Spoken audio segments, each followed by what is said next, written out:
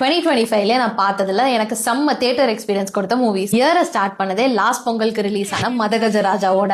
Full house family crowd, Santhanam comedy, ஒரு டிஃப்ரெண்டான theatre எக்ஸ்பீரியன்ஸா இருந்துச்சு. அடுத்ததா நான் பார்த்தது dragon.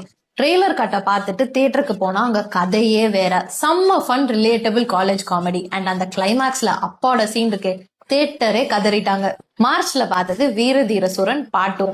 Cyan Vikram versus SJ Suryah. சொல்லவா வேணும்? அதுவும் அந்த போலீஸ் ஸ்டேஷன்ல ஒரு சீன் வரும் பாருங்க, பியோர் கூஸ் பம்ப்ஸ். அடுத்ததா பார்த்தது குட் பேட் அக்லி. தல அஜித்தை ரொம்ப நாள் கழிச்சு இந்த மாதிரி ஒரு ஃபன் மோட்ல பார்த்தது ரொம்பவே நல்லா இருந்துச்சு. அண்ட் ₹1 தாரேன்னு அர்ஜுன் தாஸ் ஒரு செய்கை செஞ்சிருப்பாரு பாருங்க இந்த மூவில. மேல பார்த்தது டூரிஸ்ட் ஃபேமிலி.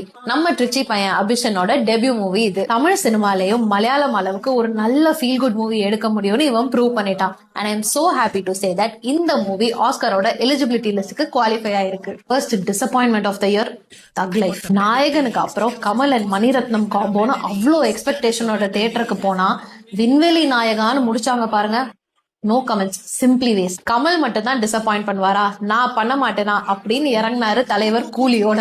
டைம் டிராவல் சேர், ரோலெக்ஸ் வாட்ச்னு ஃபேன் தியரி கூட இந்த படத்தை விட பெட்டரா இருந்துச்சு. போஸ்ட் கூலி லோகேஷ் தாய்லாந்துல தலைமறைவு தான். அந்த இயர் எண்டட் வித் டூட். தெரியாதனமா இந்த மூவியை தெலுங்குல புக் பண்ணிட்டேன். சரி போய் எப்படிதான் இருக்குன்னு பாக்கலான்னு போனா theatre full house Telugu crowd. என்னடா இவங்க நம்மளை விட இந்த படத்தை என்ஜாய் பண்ணி பாக்குறாங்கன்னு ஃபீல் ஆச்சு. அப்பதான் தெரிஞ்சிச்சு பிஆருக்கு தெலுங்குல இவ்ளோ பெரிய ஃபேன் பேஸ் இருக்குன்னு. இதுதான் என்னோட 2025 தியேட்டர் எக்ஸ்பீரியன்ஸ். உங்களோடது என்னன்னு கமெண்ட் பண்ணுங்க.